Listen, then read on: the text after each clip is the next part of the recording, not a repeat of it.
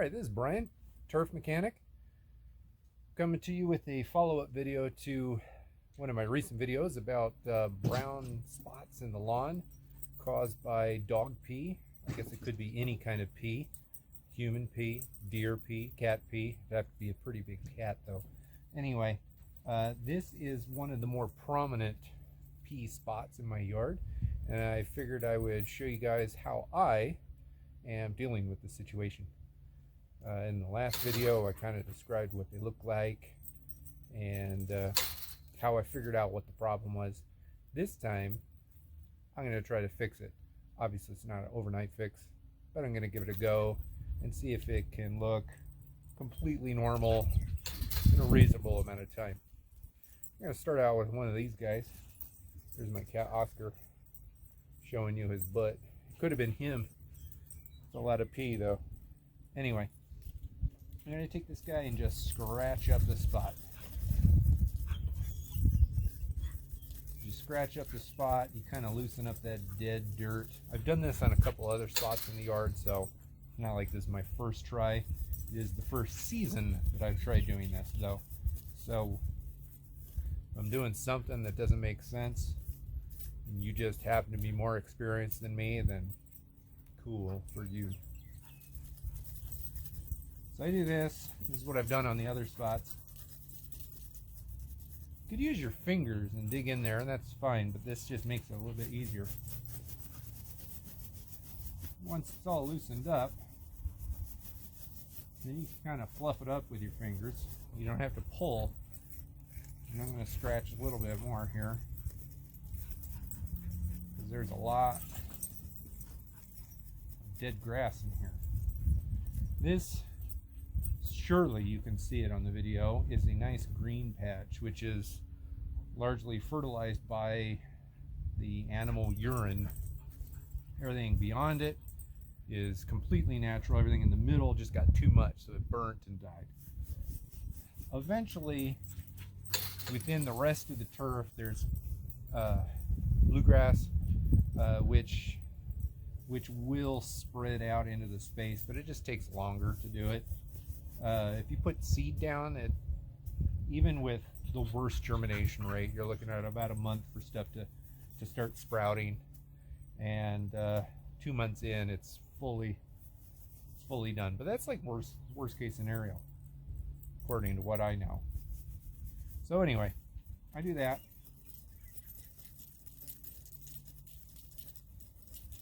At this point,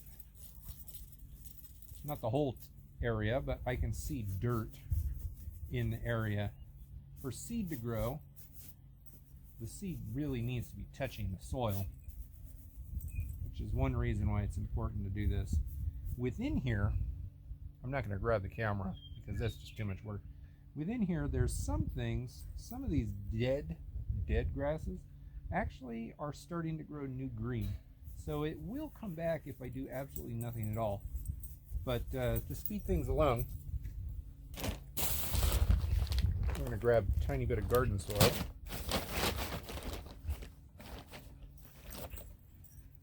And really, I'm going to grab that stick out. Just kind of get that in there. A little bit more. This is bone dry garden soil because it's early April and we haven't really been seriously gardening yet. Got a handful of starts in there for cold weather stuff. Most of this stuff is bone dry garden soil from last year. So I'm going to put that in there, and then I've got some seed starting mix because I'm going to be putting seed down a little bit. Seed starting mix is fluffy if you're never really done gardening. It's really light and it holds moisture. Most seed starting mix has either coconut coir in it or what's it called, peat moss in it. Both of those hold moisture very well. They don't add nutrients of any kind, but they really hold moisture, which is what seeds need to sprout. So I'm going to do that. And then I got a bluegrass mix from last year. Then I'm going to sprinkle in here. I'm going to sprinkle it in pretty deep or pretty dense, because most of this stuff won't germinate because we've got tons of birds. On the website, I actually have an entire article about protecting grass seed from birds. So I suppose you could look at that if you want. But point being is I'm putting a dense mat of seed down in the middle of the seed starter. And seed needs to be touching the soil to really germinate, as well as it needs to be wet. So I'm going to kind of rub that in.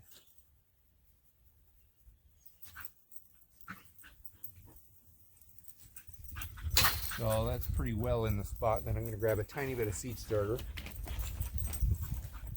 Not seed starter, but seed mix. And kind of dash it on top. It's like a dusting. Give it a good pat down. Now at this point, I still have little bits of green from the existing grass poking up. Of course, there's all of this stuff, which is pretty healthy. It's unlikely at this point that this is going to start dying. It would have died already.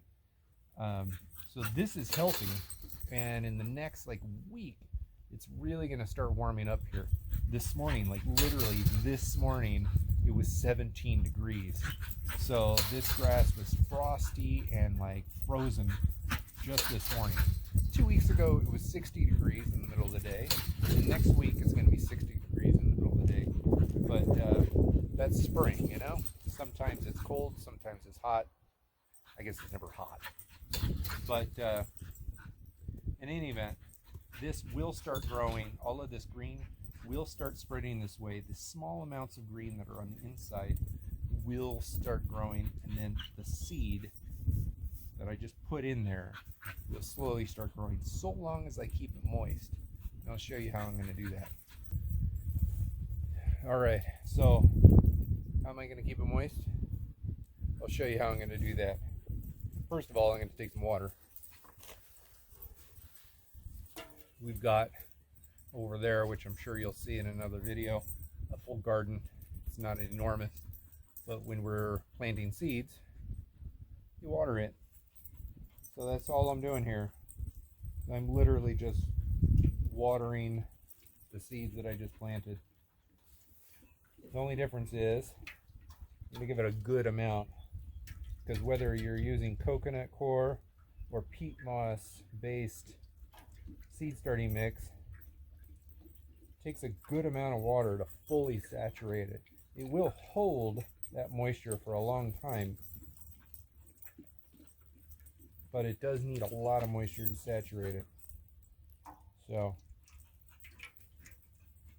this isn't quite pooling on the ground yet, but it's close. Not to mention it rained a couple days ago, so underneath the ground it's actually kind of wet. But here's the trick. My daughter, my wife, and I, and my two sons, we all like to eat cashews. You could use anything, but this is just a plastic thing that will hold moisture in. You stick it right on top. I am literally going to stick it right on the top in the middle. That's it, the middle. There's some on the outside. There's some seed right here. There's seed right here. There's seed right here. Surely there's seed everywhere around it. But right over the middle, there's a whole bunch of seed, and it's wet. Giving that a good tamp into the ground, it will stay there for a good long time unless there's an enormous amount of wind when you put a rock on it. So the rock and the plastic, and the sun is kind of in this direction over here. The sun is going to come through. The label is pointless, but the sun is going to come through. It's going to warm it up. It's going to keep that small amount of ground warm, and the seed will sprout a little bit faster in this than it will anywhere else. Now tonight, it's not going to get down to 17 degrees. I know that because I checked the weather report, and professionals in the weather industry know the future mostly, so long as you don't ask them what it is 10 days from now. Tomorrow, well, tomorrow morning at dawn, it should be closer to 28, 29 degrees, which is pretty low, but that's better than 17 degrees. It's supposed to get almost to 50 degrees tomorrow. Within this right here, it will be warmer than that. KBG Kentucky bluegrass tends to sprout a little bit slower than all of the others, but in the right conditions, and I believe this is the right conditions, it will sprout a little bit faster. So I anticipate this and my other spots around the lawn to fill in quicker than if I did nothing at all. So that's how I'm dealing with dog pea spots in the lawn in the early spring. Thanks a lot. Check back later. Probably, no guarantees, but probably I'll give you a follow-up on this.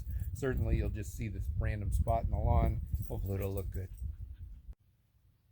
That's right, I'm staging this really cool backdrop through my window because I forgot to ask you to hit the subscribe button. I know everybody asks, but yeah, this time do it for reals. Thanks.